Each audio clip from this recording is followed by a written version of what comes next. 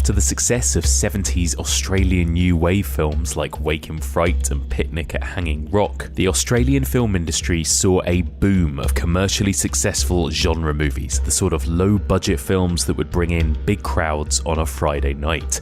Films with plenty of graphic violence, but also an emphasis on the Australian landscape as a backdrop. This wave of films has now become known as Ozsploitation, and many Ozsploitation films from this era were about the perils and dangers of the natural world. In 1978, Colin Egglestone made Long Weekend, an Ozsploitation film about a toxic married couple camping on a beautiful secluded beach, disrespecting the natural world, and the natural world taking its revenge. And every living creature, every blade of grass will turn against you. A few years later, in 1984, Russell Mulcahy made a slick, stylish, and utterly deranged film about a killer boar terrorising residents of the Australian outback. Out here is where it will find you. Join me as we continue exploring the evolution of nature in horror films, and we discuss two Ozsploitation classics, Long Weekend and Razorback.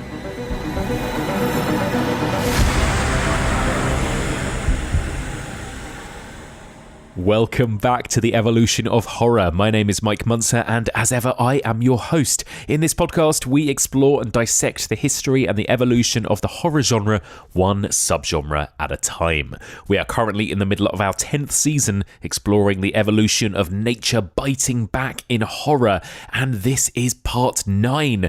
This week, it couldn't be a more perfect double bill of films for this particular theme. This week, it is all about nature biting us on the arse, particularly Australian nature. We are talking Long Weekend from 1978 and Razorback from 1984.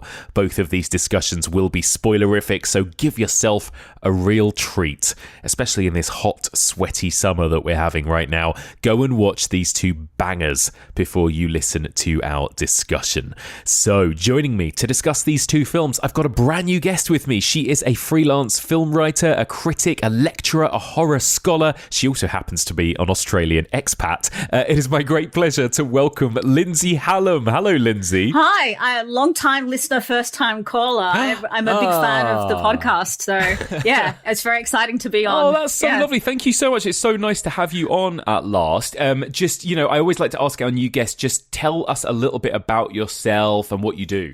So, my day job is as a senior lecturer in film at the University of East London.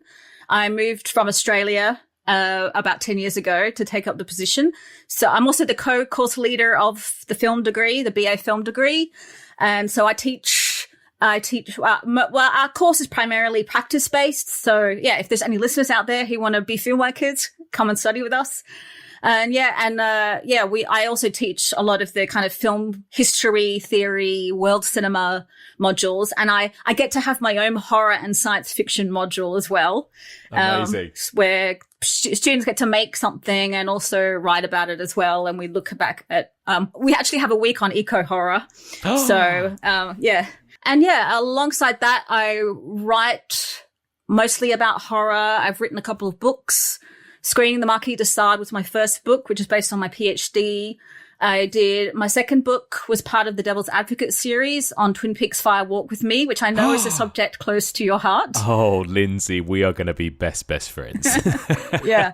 My students know that whenever I can bring up horror or David Lynch, that happens. And I'm currently working on a book on revenge in Australian horror cinema. So very much about what we're discussing today. Yeah. And I do some writing for Blu-rays and do commentaries and things. I also, every now and then, every few years, I'll get a bug to make a film. So my last film, They Called Me David, premiered at Fright Fest in 2021. and did a bit of a festival run. So that's on Vimeo now. So yeah, my whole life is movies. I love that. Incredible. Oh my God. Well, all of those things that you just said were like music to my ears. So that's amazing. Thank you so much for being here and taking the time today.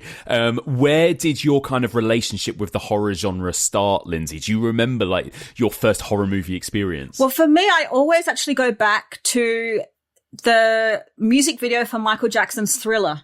That came out when I was a little kid, and I was obsessed with this music video, but it would terrify me. But I kept wanting to watch this music video, and I would run out of the room, especially when Michael Jackson started turning into a werewolf. And then I would want to come back in and see them all dancing, and then I would get scared. And that music video was pretty much like a short film in itself. And I don't know how or why, but my parents ended up getting a video that was that had the full music video followed by a making of. And so I got to see how they made it. I mean, maybe it was because I was getting so scared, but I was so obsessed with it that it was a way for me to kind of see how they were. But that's where I saw like John Landis and, you know, a director. And also you see Rick Baker in that documentary doing all the effects. You see them doing the face molds and all the makeup effects and the choreography as well. So definitely, I think I always go back to this obsession that I had as a really small child with the Thriller video. And then there was also, you know, as with most girls or most kids, sleepovers where you watch horror films. And I remember a sleepover when I was about 8 or 9, and they put on Nightmare on Elm Street, and I still can play that film in my mind because of that viewing. The images kind of seared in my brain. And I remember I was saying to my friend, oh, I'm going to brush your hair and plait your hair to try and not look at the screen. but I kept looking. And so that definitely Nightmare on Elm Street, that's too young. Oh, I know, right? I know. Yeah. It's always one of those, isn't it? It's always one of those that we're too young to watch that causes us to fall in love with the genre.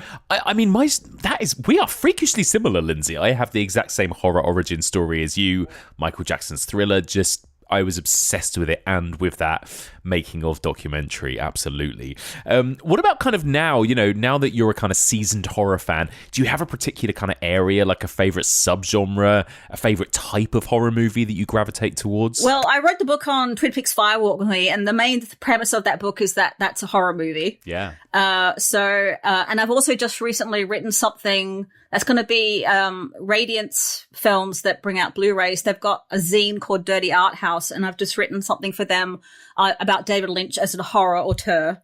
But so definitely, I guess you could say that. But also my other big one is Suspiria, Dario Argento. I love Italian horror. Italian horror of the 60s and 70s is totally my jam. That's what I really love. I'm a sucker for just visuals that just make it look pretty.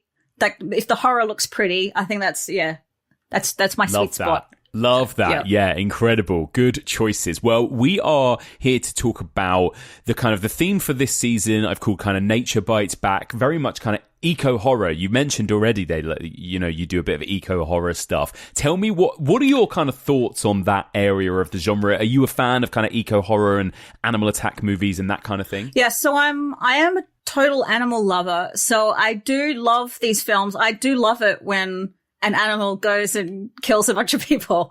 I do really enjoy I get a lot of enjoyment out of it. So I can watch anything happen, the most heinous things happen to human beings.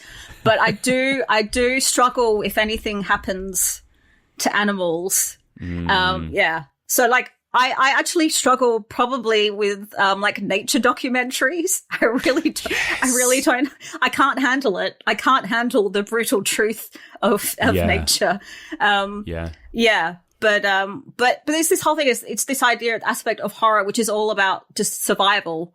And I think with nature, it just becomes about survival and action. There's no room to kind of have any kind of introspection and contemplation. It's just like, this is a situation, there's an animal, it's attacking, And so it is just kind of about that reduction to a primal state that, you know, it doesn't take much for us to go back to that state as well.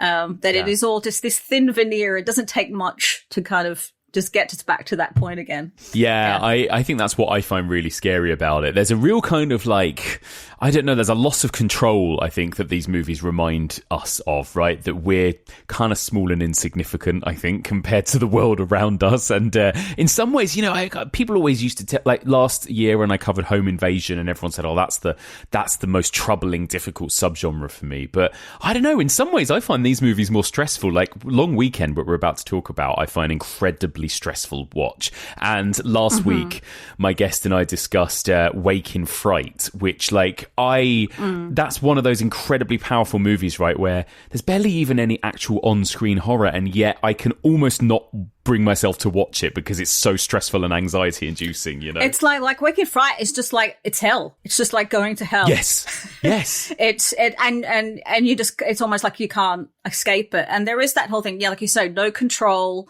no escape, that realization you're small and insignificant. You're at the mercy of the elements. You know, because like in urban and suburban spaces, there are walls and fences, there are boundaries.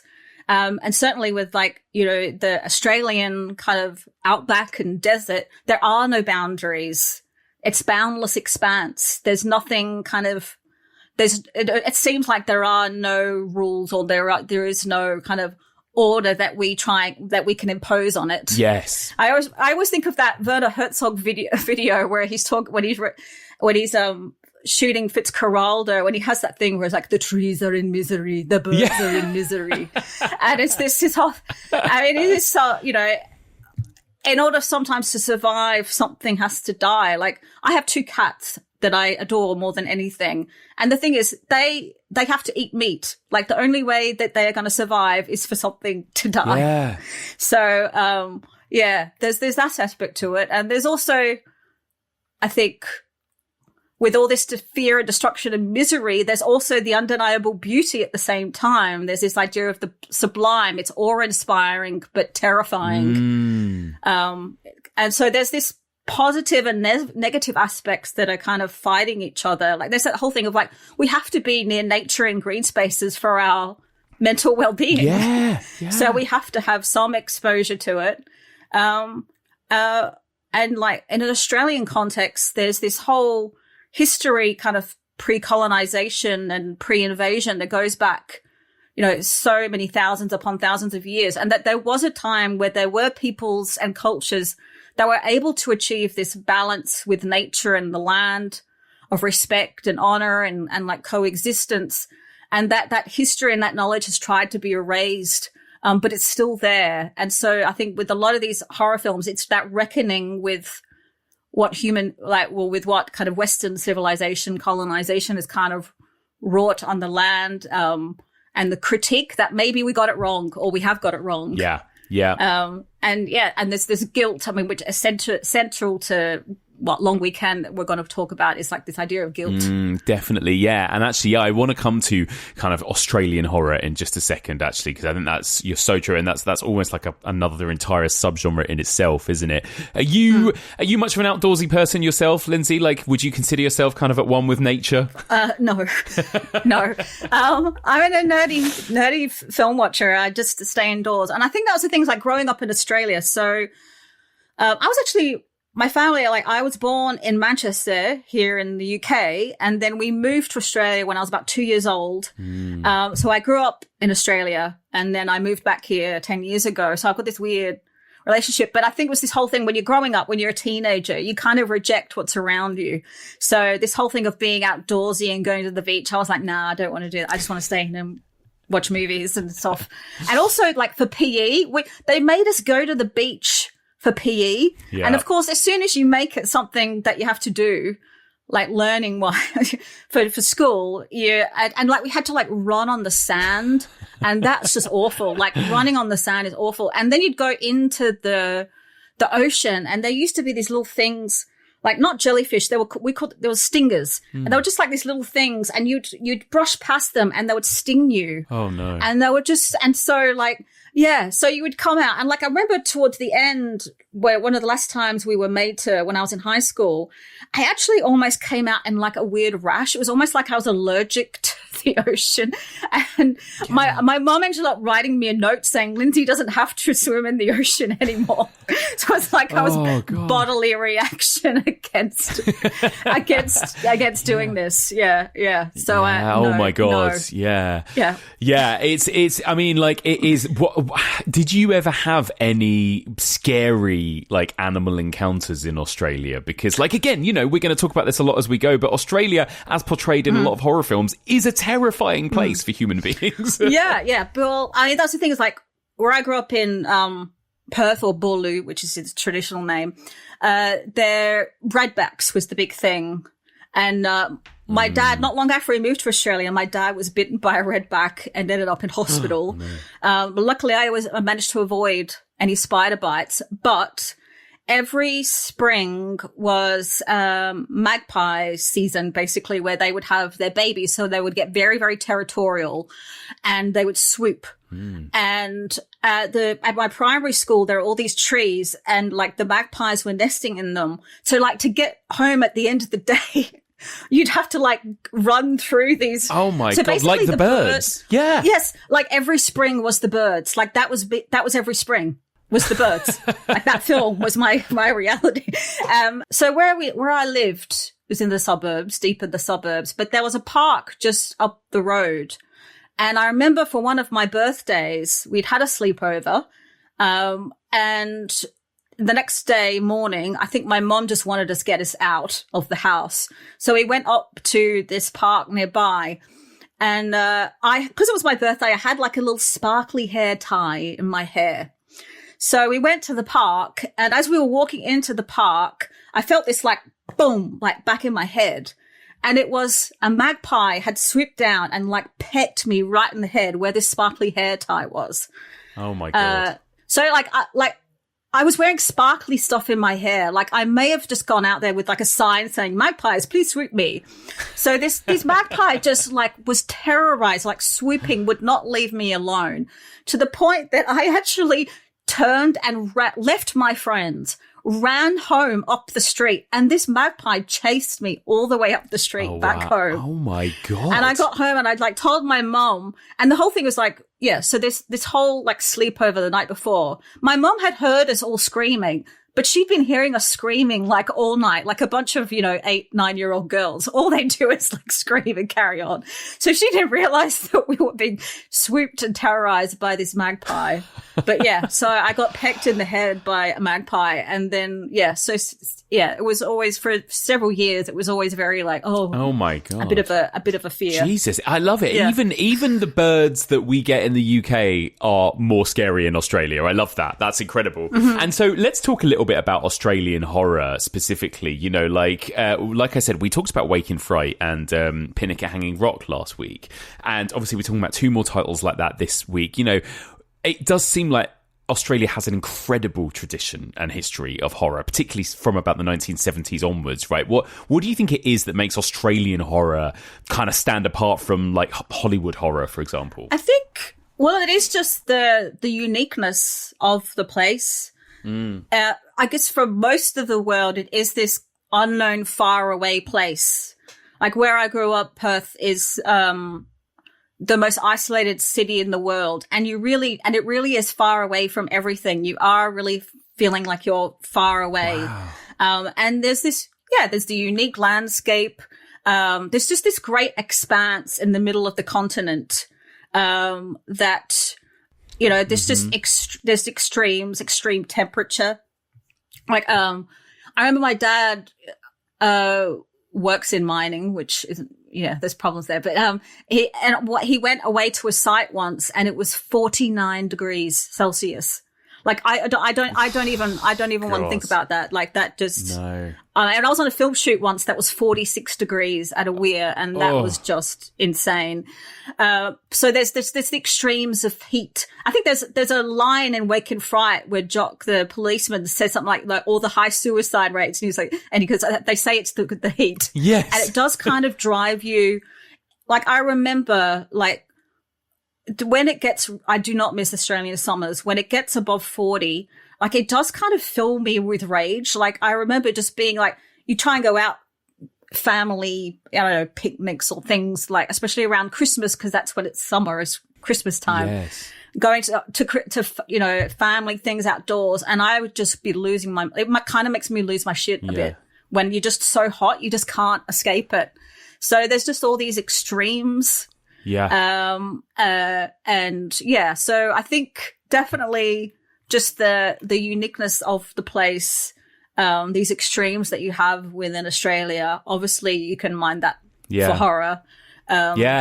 I think that's so interesting. You're absolutely right. It's a country of extremes. And there's something kind of like scary and imposing and powerful about the landscape itself, isn't there? I think, and also this kind of interesting thing, we talked about it last week, this kind of like, I suppose particularly with Wake in Fright, but there is a kind of like scary, almost like masculinity sometimes. Like, I don't know, I think of like characters like Mick from Wolf Creek, or, I don't know, there's something about the kind of like, you've got to be, I guess it's just that idea that you've got to be physically tough, right, in order to like survive Australia or whatever as well. And some of the most interesting movies kind of really comment on that. I think there's a bit of that in Long Weekend as well, isn't there? I think there's something really interesting in the kind of like masculinity and those kind of dynamics, And I think you also definitely in Razorback, in particular, as well, is very kind of masculine space, and the kind of extreme characters that come out of that. It is this kind of place that still, in some ways, and especially in the center, is kind of been unchanged. But then also there is since colonization, invasion, there has been this attempt to kind of control and dominate it.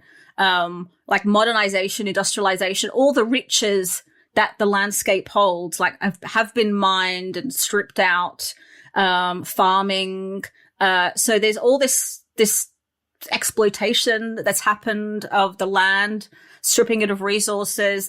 There's been, huge swathes of like species that are extinct, that have been driven to extinction by this, modernizing, industrializing force.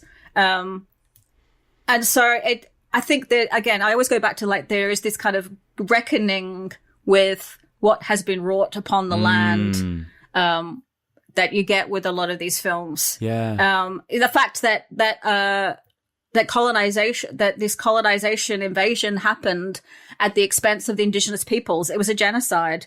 The societal structures that exist today, the institutions, were brought up at the cost of the people that were actually the original inhabitants, the First Nations people. It is a really shameful history. And I think in Australia, there's still this inability to really confront that.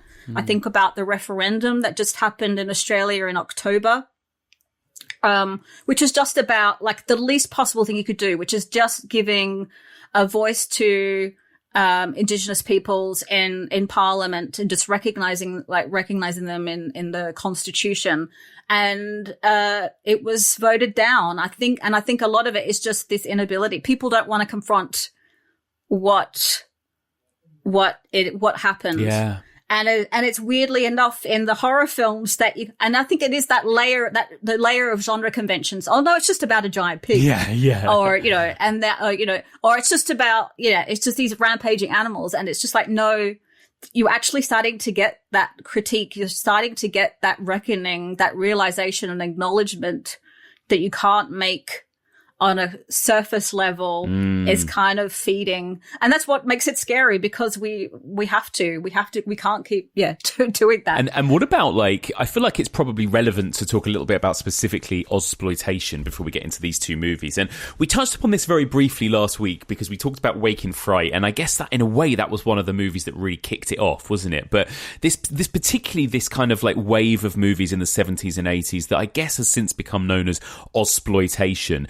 Do you think that there is a particular kind of definition of what we mean when we say kind of Ozsploitation movies? I mean, there was obviously the film that kind of sparked this whole term Ozsploitation, which is just not quite Hollywood, which came out in 2008.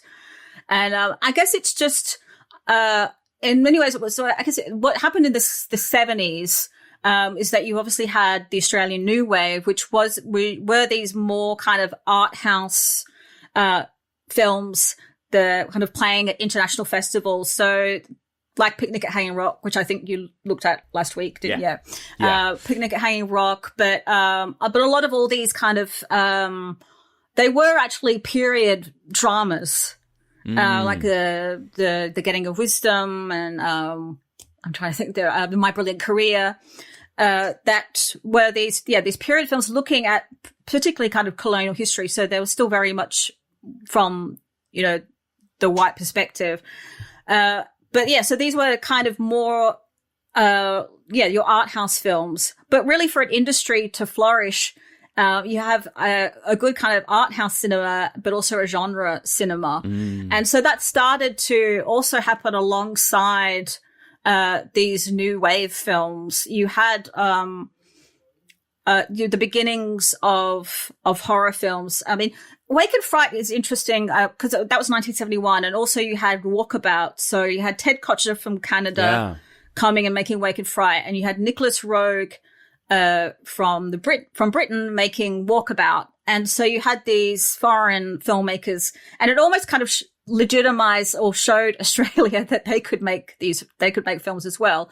And with Wake and Fright in particular, it is kind of an art film, but also very much a horror film. Then around, I think it was 1974, one of the first kind of out and out kind of horror films being made in Australia is Night of Fear. That it was made before Texas Chainsaw Massacre, but it's very kind of similar. It's this woman being kind of chased by this kind of very grotesque man in the wilderness. And it's about, I think it's not even an hour long, and it's no dialogue. And it's just very much this chase film, this woman being chased through the wilderness by this crazy maniac. And she's being terrorized, and then from there you started to get also what later became known as Australian Gothic. These films that were kind of contemporary set, but all these kind of like Cars at 8 Paris, which is, an early Peter Weir film. Yeah. Peter Weir's interesting, and that Picnic Hanging Rock and also The Last Wave, they're kind of art films, but they have these genre elements. Cars at 8 Paris is even more kind of what you might kind of call like Ozsploitation. Yeah. It has this really strange society where they have these really weird cars. So I guess it's these kind of out and out genre films that started to be made. You had horror, you had sex comedies, these ochre comedies, The Adventures of Barry Mackenzie, which I don't like that. But you have like action films. And then, so that starts to happen in the 70s. So the industry is just being built up. Yeah. We've got this art house and these genre films. And then around 1980, 81, you have the introduction of like the 10BA tax incentives, which was all about, I guess, just providing kind of tax relief for investment in films. Like there was 150% deduction on spending. So if you spent $1 million making a film, you would get 1.5 million kind of tax relief from. I don't know exactly how it works. I don't know tax. Yeah, no idea. But but there was this whole idea is that you get tax relief if you invest in films, and that just led to a huge kind of mass investment, mass production. And a lot of these productions were trying to cater to the drive-in market. There's a huge drive-in market because Australia is such a car culture. Going to the drive-ins, they needed films for that. So it wasn't about making art. For a lot of people investing in these films, it was just about making money and making that money on the back end. So there's just this oversaturation that happens, and a lot of that is genre cinema, and what we call Ozsploitation. It is about it's the whole thing of exploitation films, like the Corman kind of method of, just getting something out there to kind of capitalize on a trend, maybe mimicking something that was big from Hollywood and making a kind of a version of that. There was a lot of Australian films where everyone speaks in American accents, where they almost try and trick you into thinking it's an American film. Yeah. A lot of that happens. So the 80s and then the 90s, the government started to dial that back, and there was so much criticism of these types of films, like, why are we making this trash? That they kind of walked it back in the 90s. So there's hardly any horror films made in Australia in the 90s, but there's this boom that happens the 70s and into the 80s. That's so interesting. Yeah, I love that. I think that's all really good context for what we're about to talk about, because I feel like these are two kind of real standout movies in this kind of era, right, that we're going to get into. So let's do it. We're going to talk about these two movies. We'll go chronologically. Let's begin with Long Weekend from 1978.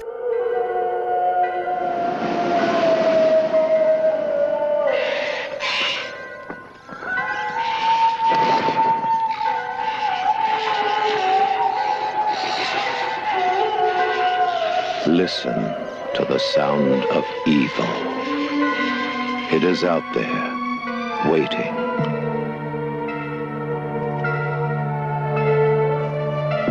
I'm sorry for this. Powerful, deadly, invisible. They came to take a holiday. Ta-da!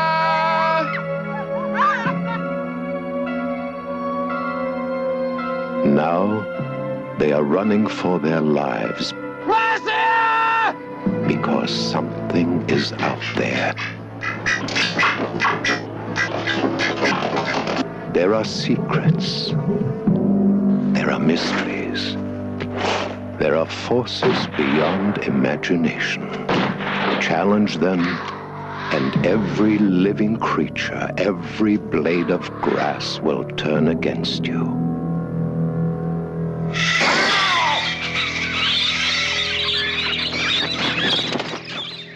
So you've got Peter and Marcia. They're a married couple. They're going away for a long weekend with their dog Cricket out to this spot near the beach. However, it starts to become clear that this marriage is not going well. No. This marriage is a marriage on the rocks. We find out that Marcia has recently had an affair and had an abortion because of that affair. On the way to the camp, things start to already seem a bit off, start to feel a bit wrong. At one point, we see, like, Peter, he flicks his cigarette out and there's a shot and you start to see this lit cigarette and the grass starts to kind of burn around it. They're driving at night and Peter's so tired he ends up running over a kangaroo. They arrive at their camp, but they arrive where they think the camp is, but they can't find it. It seems like they're going in circles, so they spend the first night in the car. When they wake up, they realize, oh, we are actually at the camp. But more strange things start to happen. Marcia keeps hearing what she thinks sounds like a baby crying. She thinks that there's something in the water when Peter is going out swimming. At one point, their spear gun just goes off, even though the safety's on. Marcia finds this eagle leg, and then Peter's attacked by an eagle. He's also then later attacked by a possum. They see something in the water again. They shoot at it, and this dugong washes up on shore. And they start to Peter starts to bury it, but then as they go along, they keep seeing the dugong. It almost seems like it's moving. But also alongside this, we're also seeing how Peter and Marcia are treating their surroundings, spraying insecticide, littering.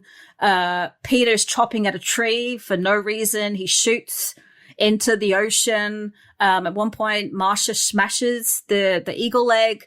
So we're kind of seeing the disrespect that they're showing to the land. And so it starts to seem like maybe the land is starting to take notice. Yeah. But they're so wrapped up in their human drama. They just don't understand what's going on. Until Peter finds an abandoned camp with just a dog, and he sees this, car with what looks like a body in the ocean, and they kind of realize we should get out of here. But then Peter can't find Cricket, their dog, so he refuses to go. And so Marcia just storms off in the car. As she drives off, she's kind of tormented by birds swooping. She drives into this huge mass of cobwebs and kind of runs out of the car. And meanwhile, Peter is just out there.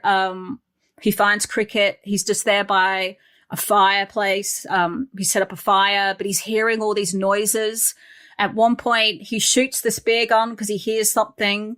And then in the morning, he realizes it was Marsha. He's killed Marsha with the spear.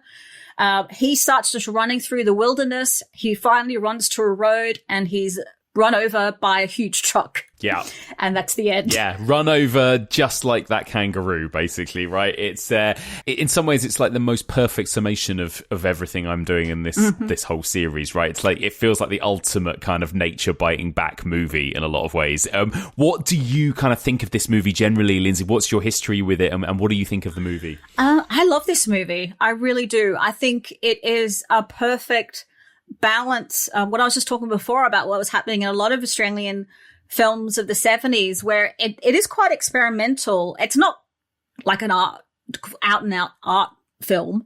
It has these kind of horrific, like just this overwhelming feeling of dread throughout it. Yeah. It's quite masterful in how it just unsettles you. So I think it's an incredibly effective film. And I'm trying to remember when I first saw it, because I know that definitely after Not Quite Hollywood, that documentary really made quite an impact when it came out, especially within Australia. It really led to a rediscovery of these films that had really, like, everyone always talked about the Australian New Wave stuff. A lot of things that had been written about Australian cinema up to that point, these films would have been a footnote at best.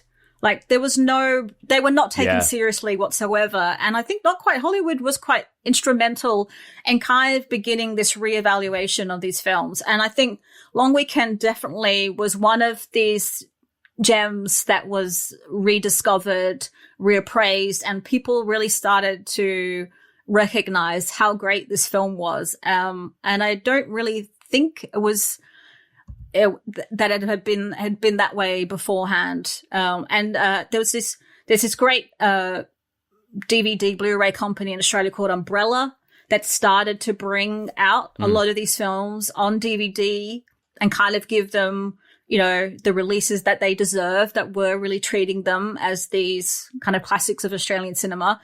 So I think that whole wave of like from Not Quite Hollywood and the re-release and rediscovery of these films, especially on DVD, I think that's where people kind of really found these films again. Well, that's where I found them. Yeah. Yeah. No, absolutely. I'm pretty much the same as you. I first became aware of it because of that Ozsploitation documentary and sought it out. And oh my God, I love this movie. This movie is really stressful, though. I kind of have a similarly visceral reaction to this as I had with Wake in Fright last week, where I kind of feel like I'm trapped in hell, right? Like, I don't know what it is about these Australian movies, but they really get me.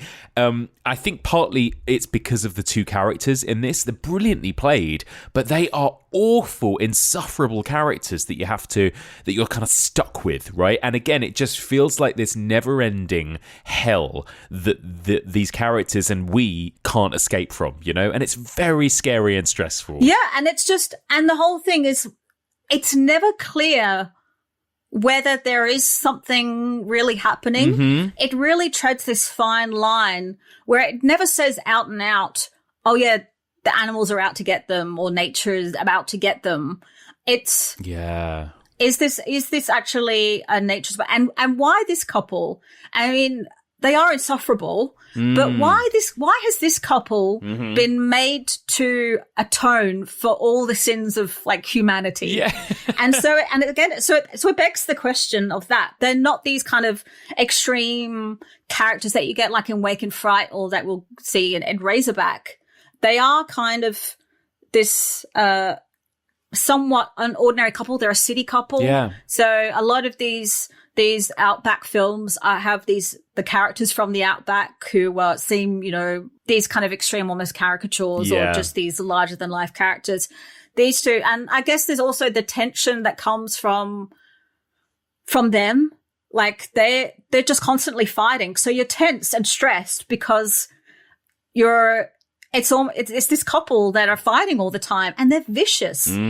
like they hate each other's guts. Oh my God. Like there's no, I think this marriage is beyond safe. I mean, just leave each other, like guys. Just divorce. Like, it is like, like you say, it's beyond saving this marriage. They hate each other's guts, I think, you know. Yeah, they've got to that point. There's no going back. And so you have all these strange occurrences, but you also just have these vicious fights where they're just really awful to each other. Yeah. It's this heightened state the whole entire time.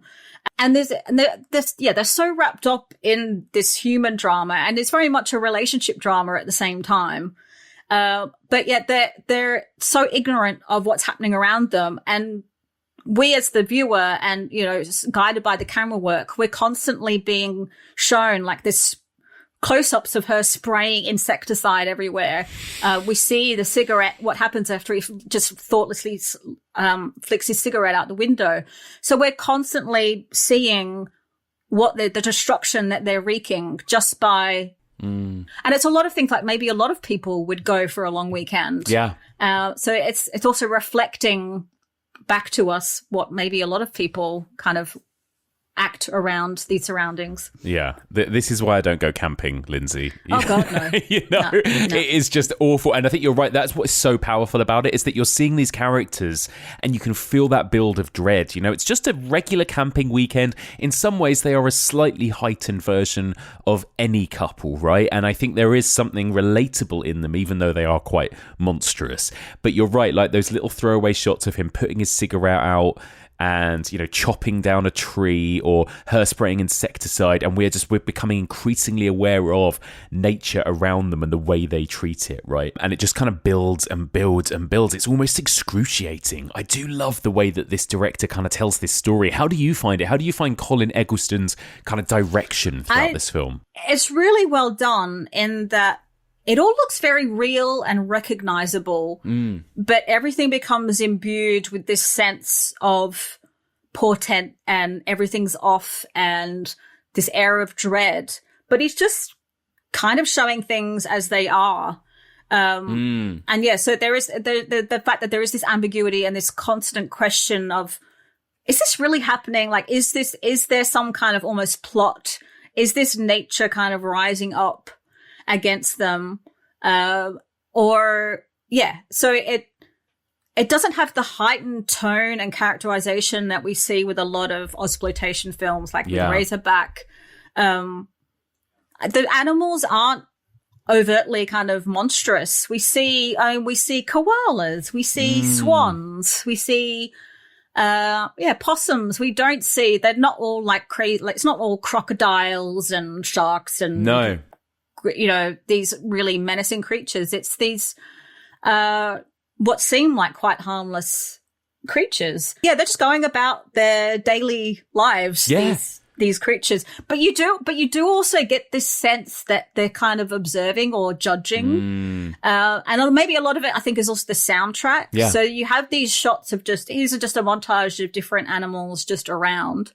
But the music's also, I think, does a really good job and making that all kind of seem slightly off or slightly menacing. Yeah. I love that. I love the sound design in this. And you mentioned in the plot synopsis those ideas that the sounds of kind of like crying babies, which, you know, we're all inherently like, we're all kind of stressed out by that noise kind of, you know, innately, aren't we? And I think there's some really clever sound design decisions in this. And you're right, like I think it really taps into that thing like you said about, you know, appreciating the nature of appreciating the beauty of nature, you know, as well as the danger of it, because you're absolutely right. Like there are some really cute shots of gorgeous little koala bears and other things in this, right? And actually even the beach itself is just stunning, isn't it? It's like, you know, the opening titles come up over just this shot of this idyllic, you know, where anyone would want to go on holiday, you know, and so yeah, I think it's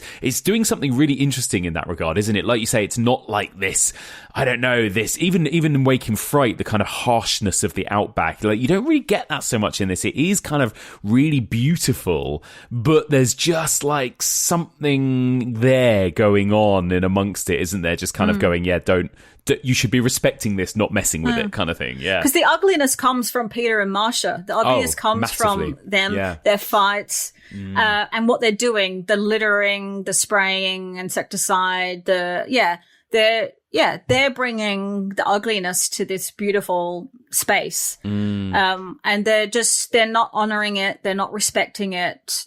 So they're kind of putting everything out of balance. But it's interesting though, I was reading some interviews with Everett DeRoche, who is the screenwriter.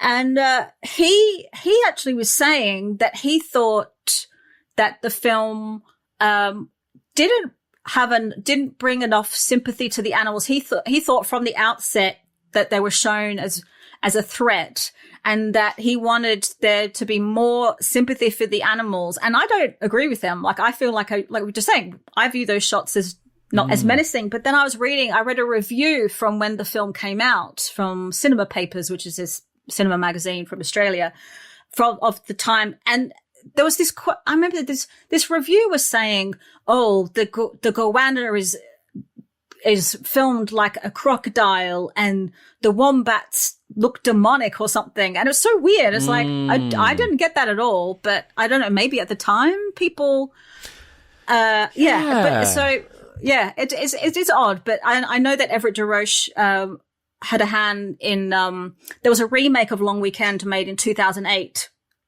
It's not bad, but it's very much the same script. And I think it was directed by Jamie Blanks. Oh, yeah. Who, obviously made like Urban Legend and, other things. And he actually edited Not Quite Hollywood. And I think that remake was trying, I think a lot of it was like Everett DeRoche trying to make the film more as he intended, that you didn't want any kind of threat whatsoever from the animals until much further into the film. Right. But yeah, it's just weird. Like, I mean, most people I speak to who watch the film don't feel that way. That, I don't know, maybe,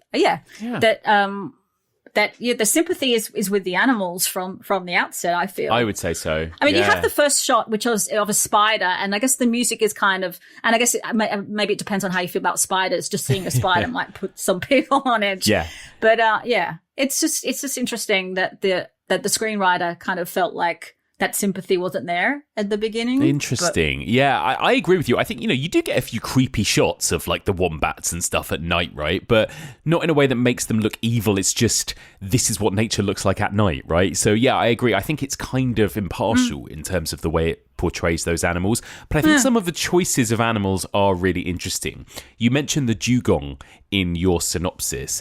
I think that's a really important, deliberate animal that they've chosen here, right, in this film, because this is a marine mammal. It's kind of linked to it's kind of related to the manatee, right? But it is the only living representative of the once diverse family Dugongidae, right? And its closest modern relative was hunted to extinction in the 18th century. So this is a thing that is quite endangered, and its relatives have been hunted to extinction. And so, you get, I think there's something very deliberate there, isn't there? In that you've got this mammal that is nearly extinct because of humanity. And it's this is the thing that is really haunting them, right? In a kind of almost supernatural way. Like, it attacks them in the water, and even after it's killed, it seems to be kind of inexplicably moving up the beach and towards them. Every time they glance at it, its kind of dead corpse is getting closer and closer, right?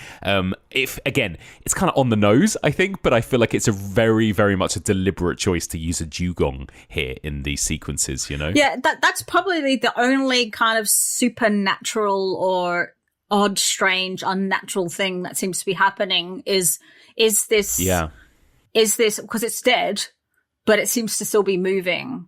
So is it dead and moving, or is something? So that's the only overt kind of signal that maybe there is something really kind of strange and I guess unnatural or supernatural happening is with the dugong. And the fact that it's the cry that Marcia keeps hearing is probably from this dugong. And yeah, it's a mother, and like there's something about that there must be a pop and the mother, and they've been separated. And I think it definitely speaks to the fact that, so many animal species have been made extinct in Australia. Australia has this, like, such unique flora and fauna, and so much has been lost. And it's such a huge tragedy. Yeah. I mean, it's that really brutal, we talked about how brutal Awakened Fright was with the kangaroo hunting sequences, which are almost unwatchable. And even this movie, again, like, just almost begins with a kangaroo being run over, right, by that truck. And it's horrible to watch, isn't it? And again, like, I love how kind of brutal this movie is in its messaging with that kind of stuff, Yeah, I mean, kangaroos don't have a good time of it in a lot of Australian horror movies. No. They really don't. And it's weird, just like, because when you think of Australia, one of the first things you think of are kangaroos. And a lot of, like, in rural areas, they often view kangaroos as vermin. I remember finding that out and just being shocked that they often think of kangaroos, these vermin that come and destroy farm lands and things like that. And actually, I was back in Australia in August, and I have some friends who kind of live in the very, very outer suburbs of Perth on this huge property, and they're actually rescue joeys, baby kangaroos, and a lot of kangaroos are killed on the roads because and driving out there, because there's these roads and you can go really, really fast. Like, the speed limit is like 100 k's an hour. Wow. So you go really, but there is this whole thing of, like, they could just jump across the road at any point. So, like, you're going at the speed limit, but it's really fast and you just don't know. And unfortunately, there is a lot of fatalities of kangaroos, and often, you have to check the animal to make sure that they don't have joeys in their pouches and things. God. And so, so I have friends who have this almost like a sanctuary, and they had all these, and so I got to hold a little baby joey, but it means that their mother is gone. It's heartbreaking. So it is this unfortunate, horrible fact, right? Of again, the brutality of living in these spaces that So poor kangaroos. Poor kangaroos. God.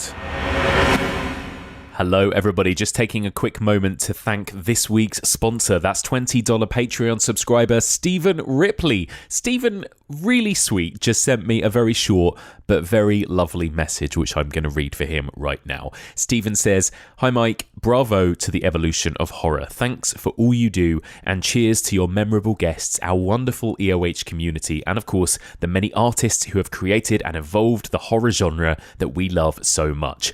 I am literally salivating thinking about the upcoming Hammer films double bill as I write this." Oops, this is Mike just interrupting to say he wrote me this message before our Hammer horror episode a few weeks ago. Back to the message. "Your thoughtful curation and hosting of the evolution of horror is brilliant. I also want to send a special shout out to you, Mike, as we are in Pride Month. You're such a strong, supportive and vocal queer ally, and we notice and appreciate it. P.S. Sorry if I've made you blush with so much praise, but you deserve it, so give yourself a pat on the back and a toast to the evolution of horror." What a lovely and beautiful message. I kind of feel a bit embarrassed and self-indulgent reading that message out, but Stephen did pay his $20 sponsor fee, so, I couldn't not, really. But yeah, a huge thank you to Stephen. That's a really, really lovely message to receive. Thank you. It means a lot. And don't forget, if you want to become an official Evolution of Horror sponsor, just like Stephen Ripley, send me a little message where you can just send me a lovely message like Stephen did, or if you want, you can plug your own work, your podcast, your blog, no matter what it might be. I will read that message out on an episode on the main feed. Just sign up to our Patreon at the top tier of $20 per month to become an official Evolution of Horror sponsor, just like Stephen. Head to patreon.com/evolution of horror. That's patreon.com/evolution of horror. Lindsay, let's talk about the characters, because, of course, they are so important, really, to this story and what's going on, right? You've got John Hargreaves and Bryony Behetz playing Peter and Marsha, this married couple who, as you mentioned in your synopsis, they've got this dark past, right? They've been through something traumatic together, potentially here. They maybe haven't healthily dealt with it. They're on this long weekend together. They don't really seem to be on. They don't really seem to want to be on this long weekend together. Things just get worse and worse and worse. I do think the performances are great. I think these characters are fascinating. What do you make of these two? Because it's really just these two in this film, right? It's essentially a two-hander, and they're pretty awful. They're pretty awful, especially him. Oh my God. Yeah, I'm like, at the beginning of the film, Marsha, like, she thinks that, oh yeah, we're going to go on the weekend. And I'm like, with the dog, Cricket. And she's like, oh, I'll just put a bunch of cans of dog food in a bowl and leave her outside the whole time. And I was just like, geez. Yeah, I know. So like from the get-go, I was like, I don't like you. Yeah. And she has no warmth or empathy at all. But then, like you say, he's awful. He's so thoughtless. He so just does these senseless, damaging things for no reason, doesn't recognize what he's doing. And the fact that they're just fighting with each other and they're so vicious to each other.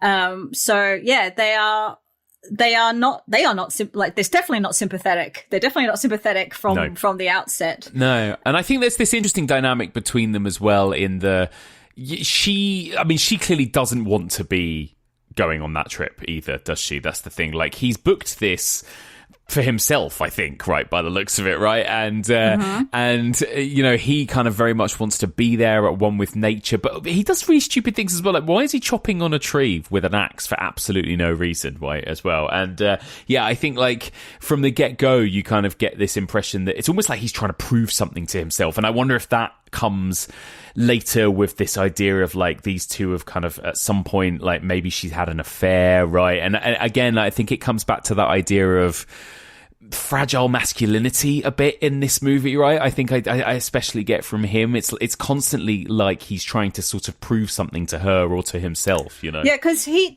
whole thing is that they're supposed to be, I guess, trying to save their marriage, but he has not consulted with her at all what she wants to do. Like, it's totally for him. Like, at one point she says he's spent $2,000 on camping equipment. I'm like, what? yeah. So, I mean, I'm with her. I wouldn't want to go camping or anything. So yeah, it's definitely a very selfish thing that he's putting her through. And maybe he is trying to punish her. Like, that's part of how he's trying to punish her, is that he knows that she's not going to like this. And kind of putting her through it. So there's I think maybe there's that aspect of it as well, which again makes him even more unsympathetic as well. So it's just, and maybe he's trying to prove something to himself as well. Like you said, of trying to reclaim some kind of masculinity after she's cuckolded him. You're right. I think maybe it is that he's trying to punish her. I don't think he ever thought that she was going to have an amazing time with him on this trip. Like, I don't really get that impression, right? But she's really interesting too, I think. And the background to this that we sort of slowly learn throughout the film, right, is that she had an affair. It's just interesting how they talk about this other couple too. Like, maybe they wanted something to happen with this other couple, right? And then but whatever happened, she kind of ended up with this other man, and I think got pregnant and had an abortion, right, as well. And obviously that lingers over this whole thing as well, that she chose to terminate a pregnancy. And again, there's almost this impression that she feels, or he feels, like they're being punished for it or something as well. And how did you find all of that backstory and the way in which that was kind of treated in this movie? Well, I guess you needed the backstory for the horror to work, because you need a reason for them to not be not like seeing what's happening around them, and for them to not realize sooner that they should just get the hell out of there. And that that all of these threats, all these messages from around them, they keep missing it. So maybe there are these repeated chances for them to do better, and they just keep missing it, because it is so much about they can't get over what's happened, her affair and this abortion. Which is the abortion is the whole thing. That is the one bit that does make me slightly uneasy. It does seem like possibly that her having this abortion is one of the reasons why they've been kind of chosen. They've been singled out, like that somehow this abortion is this act against nature. maybe. I don't know. Like I do have a real uneasiness. There could be some kind of moral. You could definitely maybe see a moralistic kind of tone to that. I don't think it was probably intended, but it's definitely there. And the fact that all the main kind of non-human animals in the film, you've got Cricket, who's a girl, a female. There's the eagle, which it seems like it's the mother of, like, because Marsha finds the egg. Yes. And so maybe that eagle is swooping because it's the mother. And of course the dugong is a mother, a female. So a lot of the main non-human animals in the film are female, and mothers.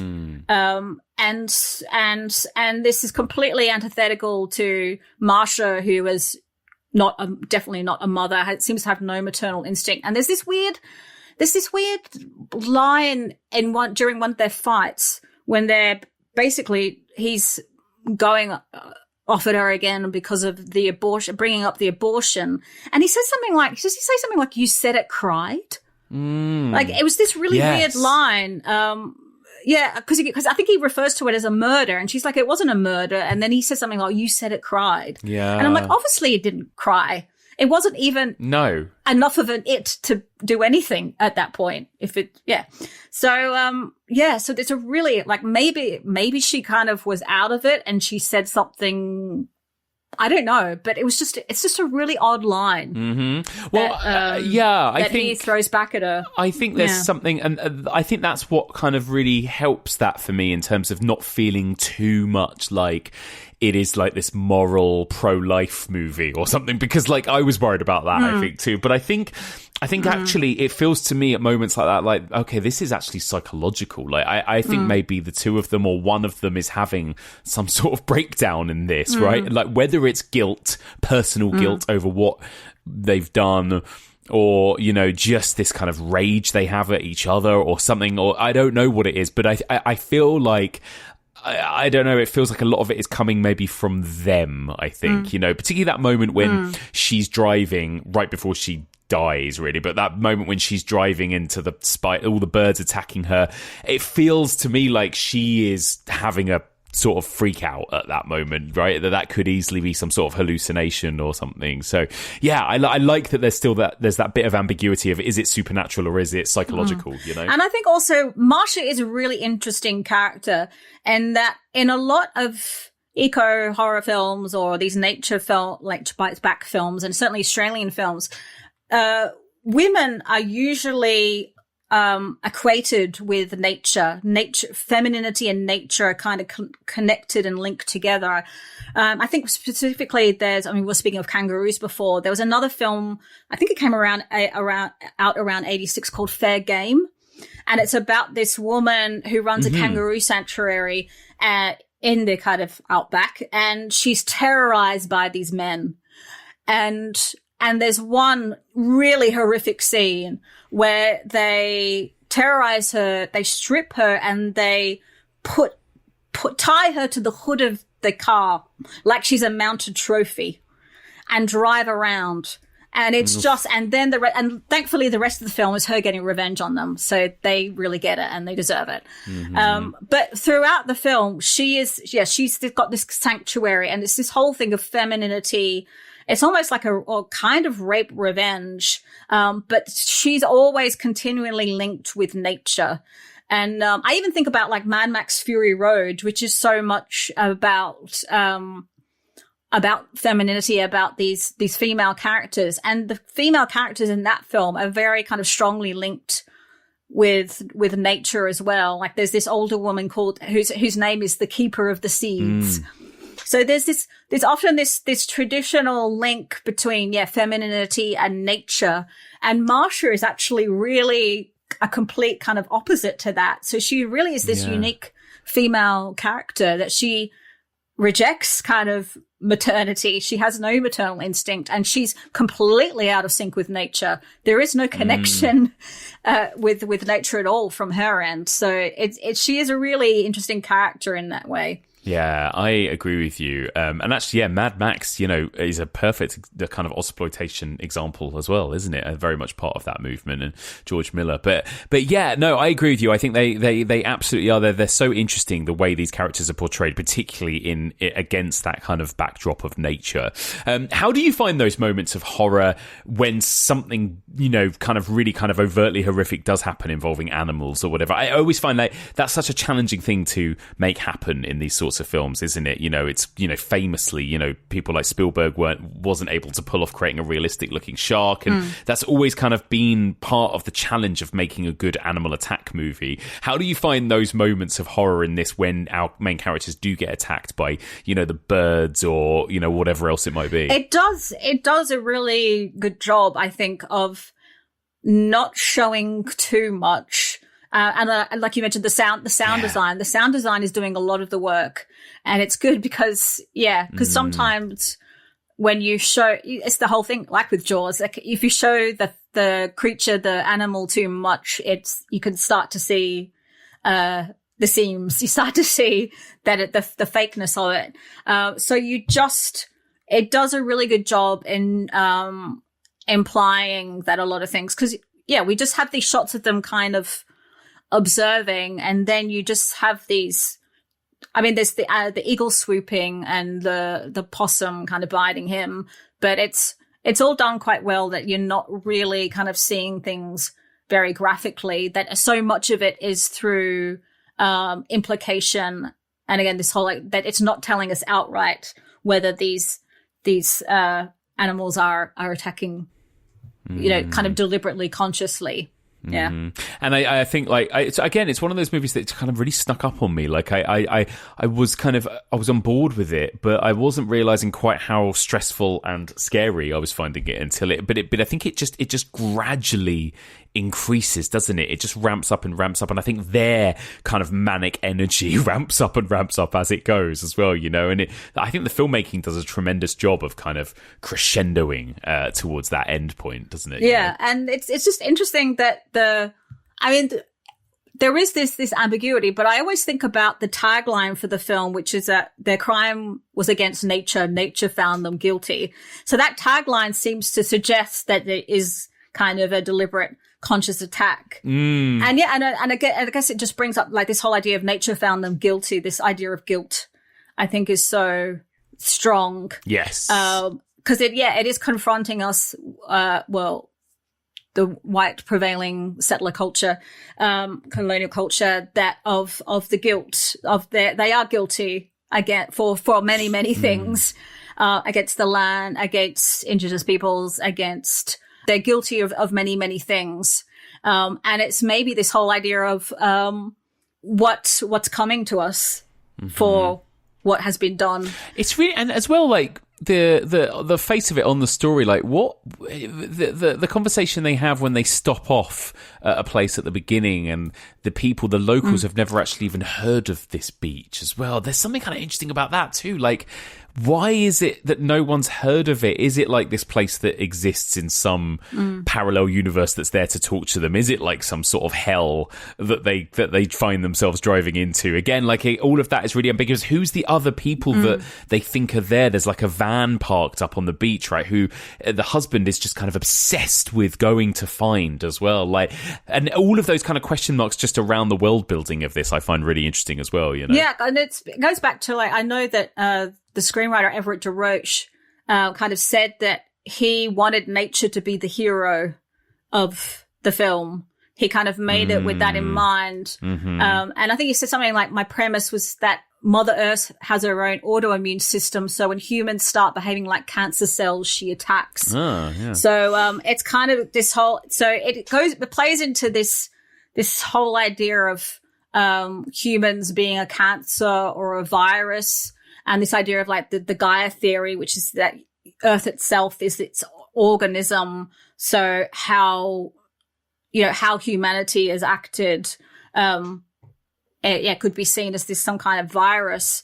And I always was like, okay, I always just think, but I was actually on a panel on, about eco horror about a year or so ago, for this, it's BAS, it's this academic like horror studies group. And, I kind of brought this idea up of, this, like what Everett DeRoche says, like, oh, humanity kind of is this virus or cancer. And on this panel was Kaylee Simmons, who's an American scholar who's Oglala Lakota.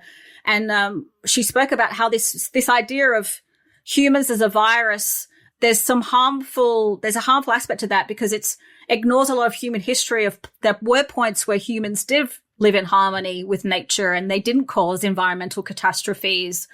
And when we speak of humans as a virus, we're only really talking about particular humans, and we're continuing to ignore, the indigenous peoples that didn't affect the environment in this way, and still not seeing them as not human and not acknowledging their existence.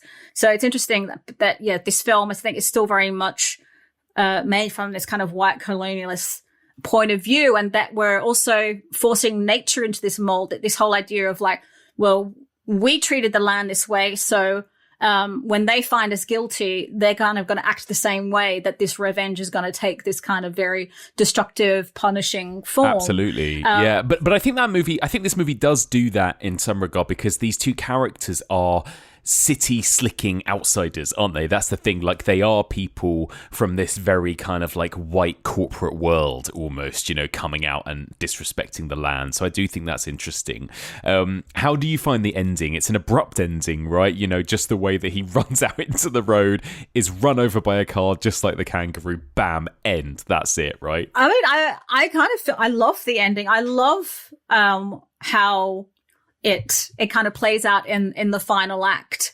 The fact that they kill it, well, that humans, like it's other humans that kill them. Yes. So he ends up killing her, and then he's run over. So the animals or nature never has to get its kind of hands dirty. Yeah. The humans all do it all. So it's this whole, it is quite interesting and kind of ironic kind of way for it to all end. Mm-hmm. That if they have been found guilty and this is nature's revenge, that it's still able to use humans as the form of its vengeance. But yet it's also very telling that final shot, the truck that runs him over, the camera kind of cranes up, and you see that this truck has cattle in the back. Mm-hmm. And there's repeated references in the film, like at the beginning when they're talking to the locals, that there's an abattoir nearby. Uh-huh. And as they try and go to this beach, there's even a sign saying something abattoir like nearby. Mm. So this whole thing of like, there's still also this, I guess almost these crimes still happening, mm-hmm. that this truck has run him over, but the truck is taking cattle probably to this abattoir to be killed. And there's this mass slaughter of animals happening right nearby this place. So, I think I love the ending because I think it's a perfect way to end it. Yeah, agreed. Yeah. Well, there we go. How do you think this film holds up? I mean, like, watching it now, do you think that any of it has dated? Like, is this still a horror movie you'd kind of recommend to people? Where does it belong to you in the great kind of pantheon of Australian horror and Ozsploitation, do you think? I think it still holds up really well because it isn't going for the big swings of like crazy attacks and special effects and stuff that might date it. It's so much about the tension and the feeling and the dread. So that doesn't age. That doesn't, mm-hmm. And the incredible acting that you get from John Hargreaves and Bryony Behetz, I think is still kind of really elevating. Like, if the film would not work if they were terrible, there's just no way the film could work at all. So I think it really is an important kind of keystone film especially for like just the Nature Bites Back, but especially specifically Australian kind of Nature Bites Back films. But yet it is still quite unique. The characters are very unique. Like we talked about how different Marsha is to a lot of female characters in a lot of these other films. You don't have, these really heightened caricatures. These seem like they're an ordinary kind of city couple. And so, there's enough about it that is quite singular. that also kind of sets it apart. So I think it definitely has become over time. I think it seems to be kind of lifting up in a lot of people's kind of ideas about these types of films, and one of the best examples of this type of film. Yeah, I completely agree with you. It's simple, it is streamlined, it's stripped back, and it's incredibly stressful, right? It is like, it's on the nose with what it's doing, right? It is in some ways the most overt nature bites back movie on this whole series. I think you've got this monstrous couple, they're awful to nature, their crimes are against nature found them guilty, nature's gonna fuck them up, right? But I think because of these two really interesting characters, because of the performances, because of that building dread and the way this story is told, I think it's tremendous. It is an incredibly stressful, harrowing watch, and a really great example of a movie in this kind of subgenre. Is it scary being a lady FBI agent? Yeah.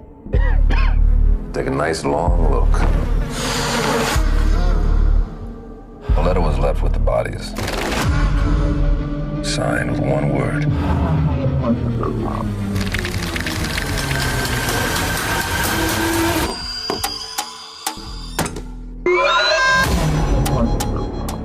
Holy shit, that was a little clip you just heard there from a new horror film that's out this month in cinemas called Longlegs. Now, some of you might have seen some of the marketing material for Longlegs. There's a very creepy trailer out there. It doesn't give away too much, so I'm not going to say too much about it.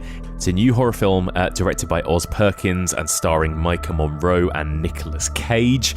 And it is one of the most interesting and creepy movies I have seen in a very long time, and that is one of the many very exciting new releases that we're going to be reviewing on next week's episode of Fresh Blood. Fresh Blood is a monthly horror review strand made exclusively for the Evolution of Horror Patreon channel. On Fresh Blood, me and my three co-hosts Becky Dark, Brad Hansen and Steph McKenna review and discuss every new horror release, not just films but also TV shows, books and video games, and we also recommend new physical media releases. So we cover absolutely everything in the world of horror, and July is looking to be pretty strong for horror. As well as Longlegs, we're also going to be covering Ty West's Maxine, which I have also seen and have many thoughts on. We've got the new A Quiet Place film, A Quiet Place Day One. There is also the new Russell Crowe movie, The Exorcism. We've got Inner Violent Nature, a kind of very sort of critically acclaimed kind of first-person slasher movie, which is coming out in July as well. We're also going to be covering new films on streaming like Under Paris, and a whole bunch of other smaller releases as well. Brad might even be giving his thoughts on Winnie the Pooh, Blood and Honey 2. So if you want to hear regular recommendations for new horror films to see in cinemas and on streaming and other places, then sign up to Patreon at our lower level of only $5 per month. That's only about £4 per month, and you will get access to our monthly Fresh Blood strand, as well as a whole back catalogue of other bonus episodes. Patreon.com/evolution of horror. If you go up to $10 per month, you will get access to our exclusive mini-seasons. We are kicking off this week our Kaiju mini-season, in which me and Matt Draper are going to be covering a whole bunch of Kaiju movies. This week we do Mothra and Godzilla vs. Hedorah, and we're going to be doing a whole bunch of others from different eras of Kaiju, and finishing eventually at the end of the mini-series with an in-depth review of Godzilla -1. So that's going to be a really fun mini-series. Later on in the summer, we are also going to be kicking off a found footage mini-series, which, oh my god, absolutely one of my favourite subgenres. Cannot wait to cover that on Patreon. So that's what $10 patrons get access to. So you can sign up at either the $5 or $10 or $20 level and get a whole bunch of different rewards. Patreon.com/evolution of horror. But everybody who signs up, no matter what tier, will also get a little shout out on the main feed as a thank you. Speaking of, I'm going to give everybody who signed up to our Patreon in the month of April a little thanks. So a big thank you to Lauren, Carly Rose, Isabel Warian, Mary Rollins, Matt Watson, Mike Rogers, Mateo Okawa, Lorca, Chris Prudhomme, Sana, Sean Allpress, Imogen Charlesworth, Cottonmouth, Reagan Van Kutren, Equinox, Saffron Ray, Amanda Heldsinger, Floor, Sumner Mormino, Alison Cairns, JM, Jill Hardacre, Karen Aaron Lowy, Michael Quinlan, Jason Newwood, Eli T, Bethany Stewart, Ashley Jane, Kristen Statten, Leslie W, Bruce Taylor, Matt Bing, Steve Anthony, Hudson Dennis, John Oyston Flink, Nick Powell 03, George Wilhite, Najmul Islam, Cassidy Schrock, Davis, Gurkan Sezgun, Anaya, Natalie No, Natalie Berber, Judge Leahy, Alexandru Tatamir, Ben Kearney, Justin, Dwayne Douglas, Jinx54129, Graham McGee, and Emma Lacey. A huge thank you to all of those people for signing up to our Patreon in the month of April. And one more time, if you want to join them and get treated to regular bonus content and more, then sign up now. Patreon.com/evolution of horror. That's patreon.com/evolution of horror. Okay, let's return to the second half of this week's episode, in which Lindsay Hallam and I discuss Razorback from 1984. Out here is where it will find you.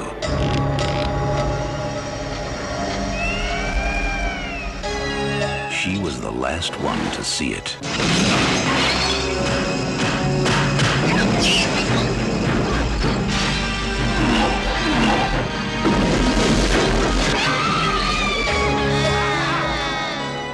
She's missing. It was an accident. Now, he must face it Thought you might know what happened to her. alone.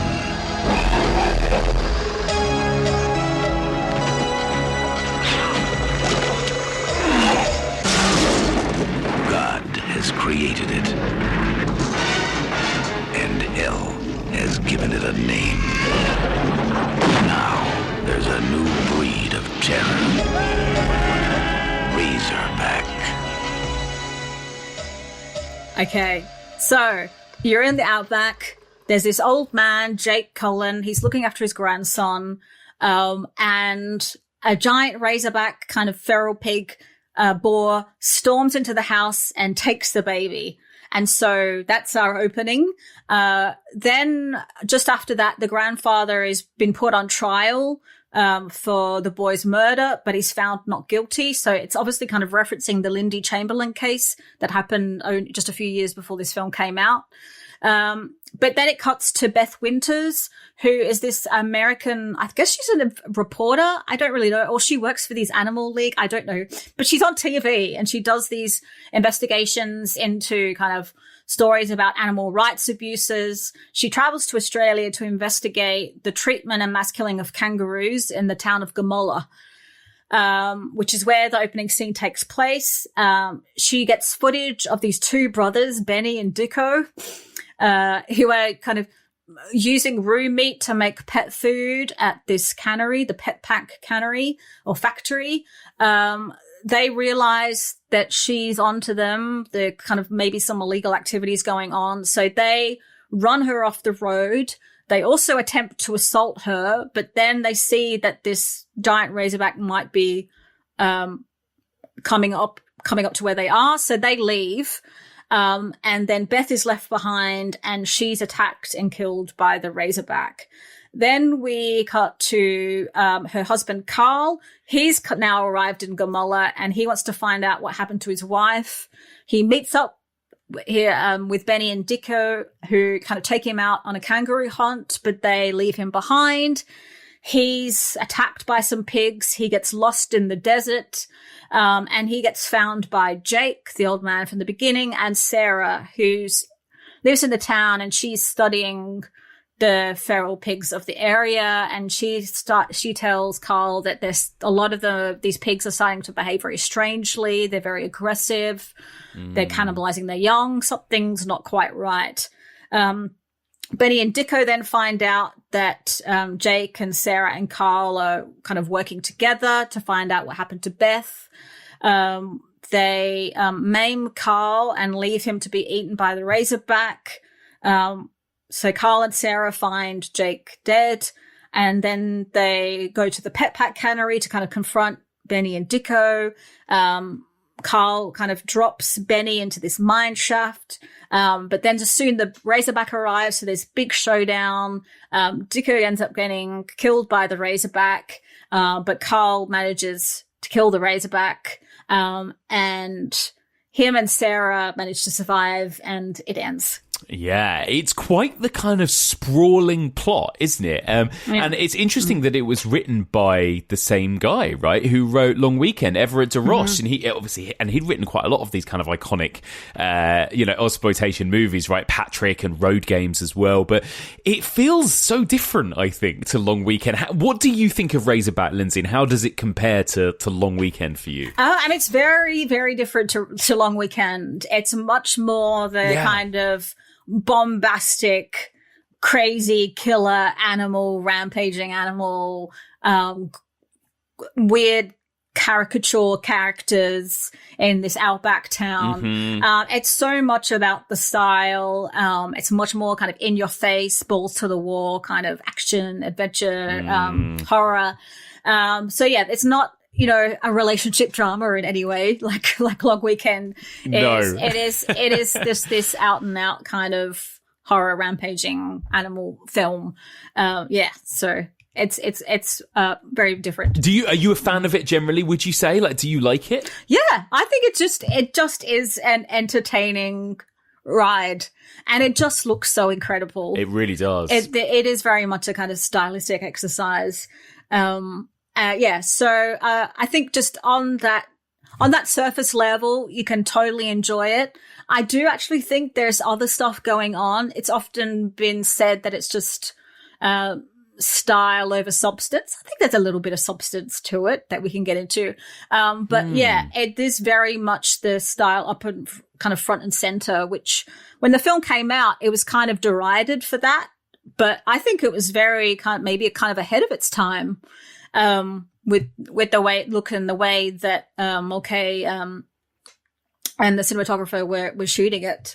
Yeah, I agree with that. I think it looks absolutely stunning, this film. I think maybe for that reason I wasn't quite as engrossed as I was in Long Weekend. Like, I think, you watch this one from a slightly more kind of, I don't know, I'm watching the mad characters and filmmaking and appreciating it on that level, maybe more than I was, felt like I was trapped in hell, like I was with Long Weekend, but it's so much fun. How do you find that, that direction by Russell Mulcahy? He had come from a kind of, he's famous for kind of music videos and that kind of thing. Can you tell, has he got that kind of, I guess, music video-y style to this movie, do you think? Yeah, there's definitely this MTV aesthetic that he's bringing to it. It does look quite different to a lot of the Australian films that had come before that. And Mulcahy, I believe this was his first feature film that he directed, I'm pretty sure. He'd come from music videos. He did music videos for Duran Duran, Elton John, Queen, and of course Queen went on to do the soundtrack for Highlander. Ivor Davies does the music, and he actually, Ivor Davies is in a band called Icehouse, this really kind of big Australian rock band from the 80s. The fact that he's got this guy from Rock Band to do the score, he's bringing that music video background. And in fact, I found out he directed Video Killed the Radio Star by the Buggles, which was the first music video ever to play on MTV. Yes. So yeah, he definitely has that background. So it's very much this really kind of focus on the visuals. Like, I always think of particular the scene where Carl is lost in the desert. And it just becomes almost this surreal, like these tableaus that are just incredible, that look like something from a Salvador Dali painting. Yeah. This is not any kind of realistic depiction of the outback. It really is kind of this heightened aesthetic to it all. And the fact, you've got the town in the film, it's called Gamola, which is an Aboriginal word for gut or intestine. And there's this really real visceral feel to the film. There's all this disgust with blood and meat everywhere. And this feeling of disease. Like the Razorback almost seems like this symptom of this kind of disease and sickness that's kind of invaded the town. So yeah, you have this kind of disgust, but then also it's really beautiful at the same time. Yeah. So it's definitely, the style is doing, I guess, a lot of the work. I was watching Not Quite Hollywood again, and there was even a story where I think it's Gregory Harrison who plays Carl. he was talking about being directed by Russell Mulcahy, and like Russell Mulcahy, he was always just thinking about the style. Like there would be like points where, because, you know, Mulcahy loves a smoke machine. So there's like smoke machines, smoke everywhere. And apparently he'd say to Gregory Harrison, like, oh, just cut out, like, let's just skip over all that dialogue, because the smoke's going to disappear. Wow. So, yeah. So he was kind of, that was his focus. Yeah, really was the look of it more than, you know, the text of the screenplay or anything like that. Yeah. And absolutely that comes across, and that's fine. I mean, it's a joy to watch, isn't it? And you do get the feeling that he would choose about 6 shots over just like when one person would use maybe one, he uses about 6 different shots for something. It's amazing. And it's the cinematography is Dean Semler, who was the cinematographer for stuff like Mad Max 2 and a bunch of other movies like Dances with Wolves and Apocalypto as well later on down the line. So he's a very accomplished cinematographer, with this kind of like stylish director. And it is, you're right, it's like there are so many moments of this film you could like frame and put on the wall. It's like a beautiful tableau. The moment when he climbs up to the top of that kind of like windmill type thing, when he's got all the pigs down below, there's some beautiful kind of sunset shots there. And yeah, I was really loving all the visuals in this film. It's beautiful to look at, isn't it? Yeah, I mean, I've got the Blu-ray. And the Blu-ray, it just is like, I watched, when I first got the Blu-ray, I watched it and was just like blown away. I'd never seen it look like that before, because I'd probably ever seen it on like VHS or whatever. And you just see it on the Blu-ray is just incredible. Watching it again for this, you do start to realize, oh yeah, there are maybe some structural issues or, you know, some logistical things. So yeah, it was watching it again for this. You do start to kind of notice these other things, because it is so much about kind of these breathtaking visuals that, and obviously, Mulcahy's focus was on that rather than, you know, kind of character development or story development. Yeah, absolutely. But I guess, you know, for Lindsay, for somebody who loves, you know, Dario Argento, that is at the forefront of a lot of Italian horror too, isn't it? That, you know, like the priority on just those lush, beautiful visuals over, you know, character development potentially and that kind of thing. Yeah. I mean, give me that. I'm fine. I'll be happy with that. Yeah. Absolutely. And it's so kind of immersive in that regard. And you can almost like smell the movie, can't you? That idea of, like you mentioned, of kind of like disease and meat and rotting flesh and that kind of thing.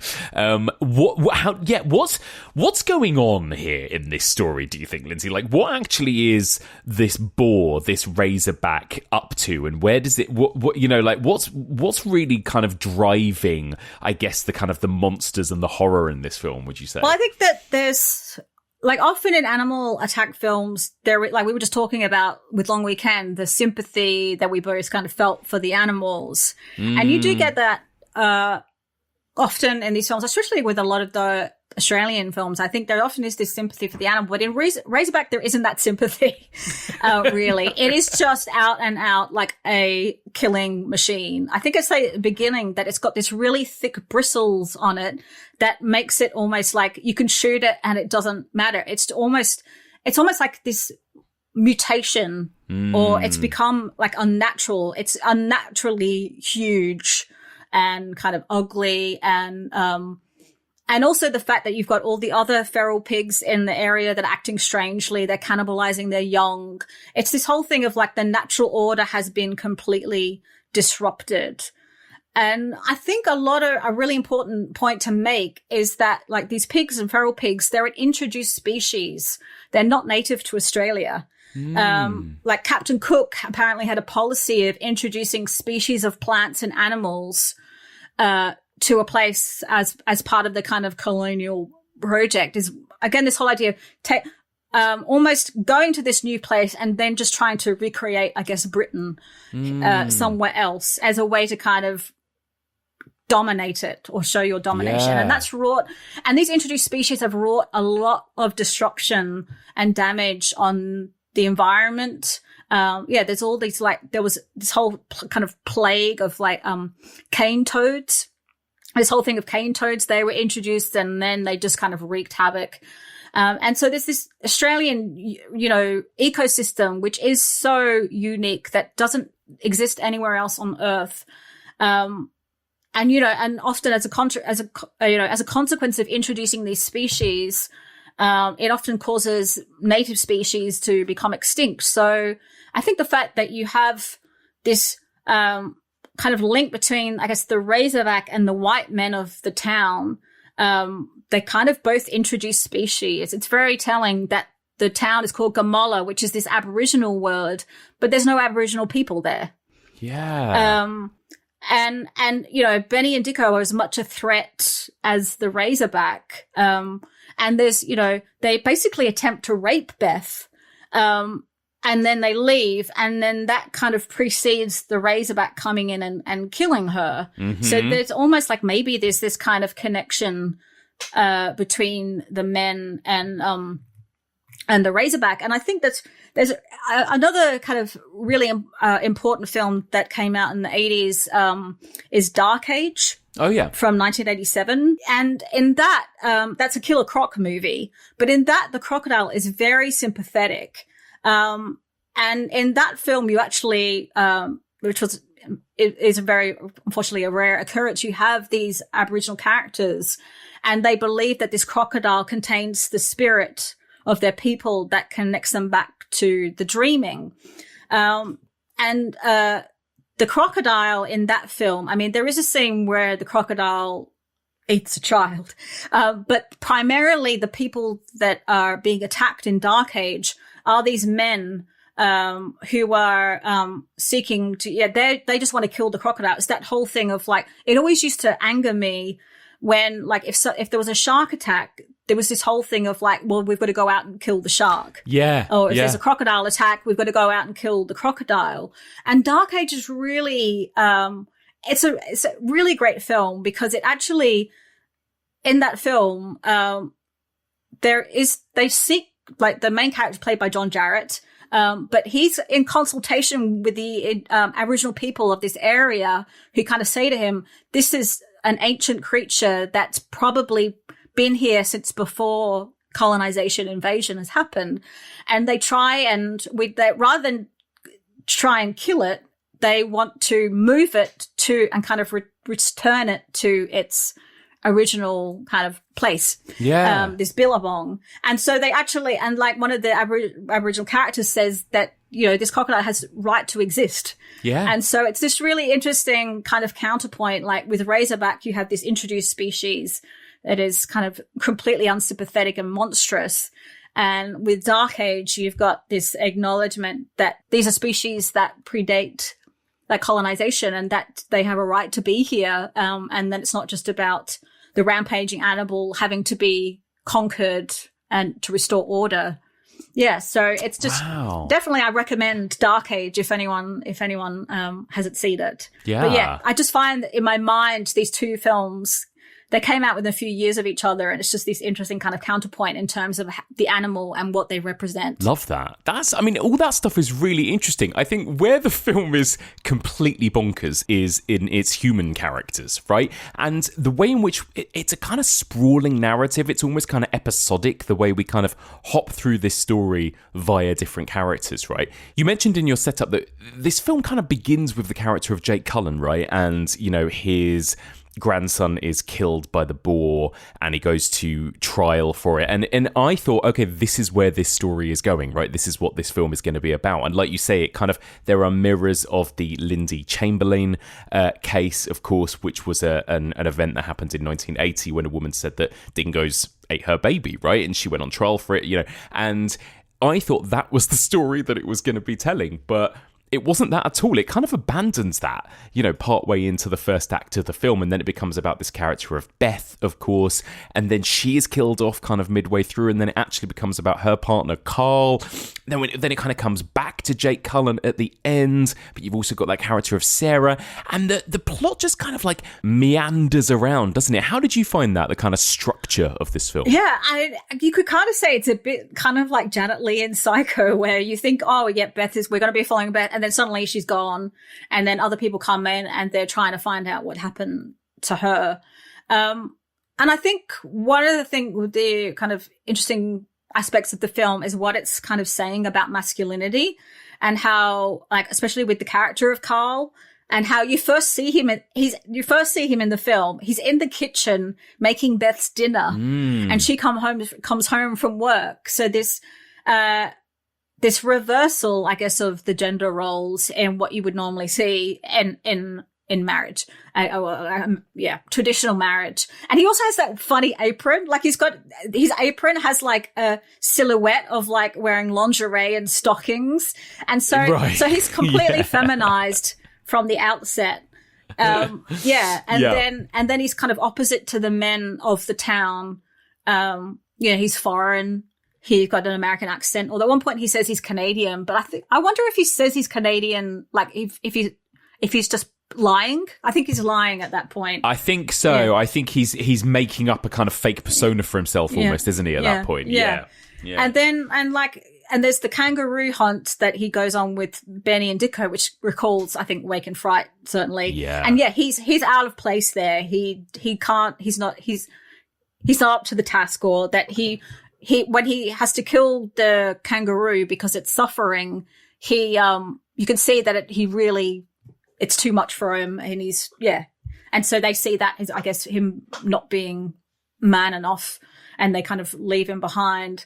He's often, like, Sarah is also really interesting, and that she kind of comes in and she's kind of rescuing, and I guess she's the one that kind of tells him about, what's happening in the area. So there's this interesting kind of relationship. But yeah, you're right. It's episodic. It's like this character's introduced and then suddenly they're gone, and then this one, and now we've got this person here. And Jake's back again. Yes. Because you would think that it would be like kind of Jake's story, but he's kind of sidelined, and then he comes back in, and then he sort of bookends it almost, doesn't he? Yeah, it's really interesting. And in some ways, actually, maybe the most consistent characters across the whole film are Benny and Dicko, right? Like, really kind of horrible, monstrous, grotesque characters, right? What do you think of these two and the way they're played and portrayed? Oh, they're so repulsive and vile and just disgusting. So very different to Long Weekend. They are not fully fleshed out three-dimensional characters. They are just these total kind of amped up caricatures, played by Chris Hayward and David Argue. And so, I guess you've got Carl and Sarah, who are kind of a bit more grounded, but they're just reacting to all these crazy people and craziness that's around them. But what you find with Benny and Dicko is, they're just they're like, rotting teeth and pimples. They're just so disgusting. And they're always in these disgusting, abject spaces. Like, their home, I think, almost seems to be almost like a pit underground. And I think they say at one point that there's no shower. Of course there's no shower. And there's rats and guts and rancid food. And so, and there's also the factory, which is also this kind of abject kind of space. It kind of reminded me of production design in Texas Chainsaw Massacre 2. It's very different to the first Texas Chainsaw Massacre, where suddenly there's all these like subterranean parts, and it all becomes very like not realistic. And you think about Texas Chainsaw, that's another kind of male dominated family. Yeah, very similar tonally, I think, as well. And the kind of like unhinged characters. I thought of Texas Chainsaw Massacre and 2, actually, that kind of like mania of the second one. I feel like tonally that is going for something like that in this movie. Yeah. And it's also this idea that, like, in a lot of horror, like this kind of abjectness, this kind of leaky, dank, subterranean, it's usually linked to femininity. You have this whole idea, like Barbara Creed's The Monstrous Feminine. But yet in this film, it's kind of like this abjectness is linked to masculinity. It's just, again, an interesting counterpoint to what you normally, I guess, maybe get in a lot of horror films. Yeah, but they're just so gross. Yeah. Give you the ick. Yes. Hello, now comes the part of the episode where we thank our next 30 Kickstarter backers for helping us to create Final Cut, the official Evolution of Horror card game. Final Cut is coming. It is going to be on sale on our website on July 1st. That is in the next couple of days. So I would urge everybody to be sat in front of their computer on July 1st at around 7 p.m. UK time, because that is when we're going to be launching the official Evolution of Horror store, and we will be selling copies of Final Cut for anybody who missed out on backing us on Kickstarter. So just head to evolutionofhorror.com/shop on the 1st of July at 7 p.m. UK time. But for now, I'm going to thank our next 30 Kickstarter backers. A big thank you to Alicia Waller, Michael Gardner, Anna, Leslie Wood, Mark Sullivan, Alex and Kia, Lauren Brown, Craig Pierce, Tracy A. Fulbrook, Christopher Heiser, Anna Bogutskaya, Lee Cassie, Nicole Hamilton, Lorraine, Mark Jones, Christopher Brosnahan, Joe Rust, Hayley McLaughlin, Katie, David Muncer, thanks Dad, Jessica, Beardall, Faye, Mike, Ali B, Jay Dem, Ali, Sam, Julie and Anna Vilcek. A huge thank you to all of those people for supporting us on Kickstarter. And one more time, if you want to grab your copy of Final Cut, the official Evolution of Horror card game, then get yourself to our online store on the 1st of July. That's evolutionofhorror.com/shop. Lindsay, let's talk a little bit about the horror itself in Razorback. We've talked about, how beautiful this film looks, how stylish it is. We've talked about the characters. What about the actual boar and those sequences in which it attacks people? How effective do you find the horror in this film? I mean, I love the opening scene. I think that just it's a great kind of cold open to take you into it. And I love, there's that scene where, again, has no bearing on the plot, but there's just this guy at home watching TV, and he's watching Don Lane, who was this late night host. He was an American guy, but he came to Australia and he did this late night talk show. In fact, a lot of people say that David Dasmalchian, if I'm saying right, his character in Late Night with the Devil, because that's made by Australian filmmakers, that his character in that's maybe a bit Don Lane-ish. But yeah, so you've got this guy just sitting at home in his kind of, shack. Yeah. And he's watching TV, and then the Razorback is there, and it just kind of gets caught on this chain net or whatever. And then you just see and just the Razorback, I guess to show how huge and monstrously strong the Razorback is, but he just kind of keeps moving forward and just tears the front of the guy's house off. Oh my God. And I just love that. I mean, there's no reason for that scene to be there, but it's just really, it's kind of funny and cool. Yeah. I mean, I think towards the end, when you start to see the Razorback more, it does look a bit more dodgy. Yeah. But yeah, it's just so over the top that maybe you can possibly kind of forgive the fakeness. Oh yeah. Because it is kind of it's not striving to be a gritty realist take on the, the outback or anything. Absolutely. Yeah. It's almost like some sort of weird 80s fantasy film or something, isn't it? It's so in the visuals and the hallucinating when he's walking through the outback by himself and everything. I love all of that. I do love the moment when Beth gets attacked in the car by the Razorback as well, and it kind of just smashes through the car window. I think that's kind of fun. And I love that for the most part, at least in the first act, it's the Jaws style, right? It's the point of view camera shots, smashing through things, as opposed to us actually seeing the sort of animatronic or whatever it is, puppet animal attack people. So I think, again, the visuals kind of make up for occasionally maybe the slight clunkiness of the boar itself. Yeah, I mean, I guess it does kind of towards the end become, the big showdown between the yeah. And and the monster is destroyed and order is restored. So you get all that kind of neat, tied up, happy ending. So it's not doing anything really innovative in that sense. No, absolutely. How do you find that? I mean, again, I think it's interesting how this movie made a few years after Long Weekend, but I think it looks more dated than Long Weekend, and maybe that's because of the visuals. We're in the mid 80s now, and it feels kind of 80s to me. Do you know what I mean? Yeah, I mean, I guess I maybe it is because also that it just doesn't have the depth that Long Weekend has. Yeah, it is just going on its visual style, which I guess was ahead. I think ahead of its time, maybe at that time, but then it became kind of the norm. Yeah. And you certainly, I guess, we date it back to the 80s now. But then I think I guess the Razorback looks a bit fake, but, you know, the alternative now, what it would be CGI, I think that would be even worse. Yeah, it's really, I agree. And I think it's a joy to watch this film. Like, I think it reminds me of why this subgenre generally is so popular, I think. Like, the kind of animal attack movies have a certain tone that are more akin to this than Long Weekend, I think. Like, this kind of, like, fun, schlocky, almost like midnight movie vibe of wacky characters and schlock and gore, but cool visuals and style, you know, like I imagine it was a fun night at the movie theatre or at the drive-in, you know? Yeah, it's just a thrill ride. And I'm pretty sure, like, the 80s, like, VHS, it would have been a staple for a lot of people. Yeah. So, yeah, it definitely would have also had a big video market, I think, as well. Because it always kind of seen, you know, kind of Jaws and Razorback were the big kind of animal attack movies that people would often kind of reference. Yeah, I love that. Well, there you go. Any other final closing thoughts on Razorback before we wrap up? Anything I've missed? I guess just, I mean, you mentioned before it's written by Everett DeRoche, and I just think it should definitely kind of pay tribute to Everett DeRoche. I think as I've been researching Australian horror, I mean, he did really, like, write some of the great Australian horror films. Like Road Games, you mentioned, is just, I love that film so much. So I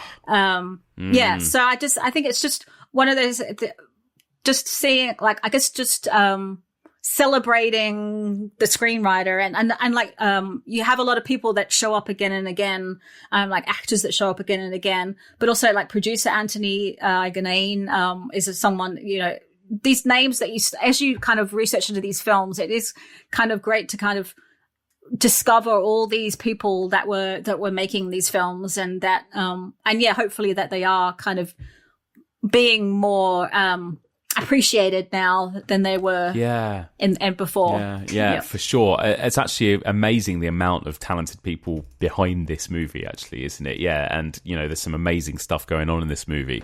Well, there you go. Well, that's it. Lindsay, thank you so much for joining me to discuss these two. What a fun double bill of films to talk about back to back.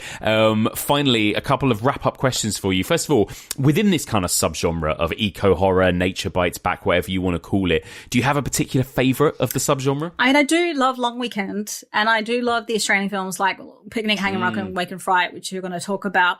But honestly, at the end of the day, can you go past Jaws? Yeah. It is the classic. But although I guess with something more contemporary, I looked up your letterbox list of what you're going on. I was like, oh, you're doing The Descent. The Descent, I think, is like one of the best horror films of the 21st century.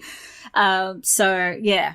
Got a big love to The Descent as well. Yeah. Correct answers, I think. Like Jaws and The Descent are like, you know, it's hard to compete with both of those films, isn't it? I think, incredible. Yeah. Well, Lindsay, thank you. And my final question for you, which I have to ask all my new guests, of course, is what is your favourite ever horror movie? Is it Fire Walk with Me? I mean, I guess I'd have to say that. I mean, it's that and Suspiria. Yeah, of course. Those are my two big ones. Love that. But yeah, I'm going to go Fire Walk with Me, if only to a really shameless plug for my book.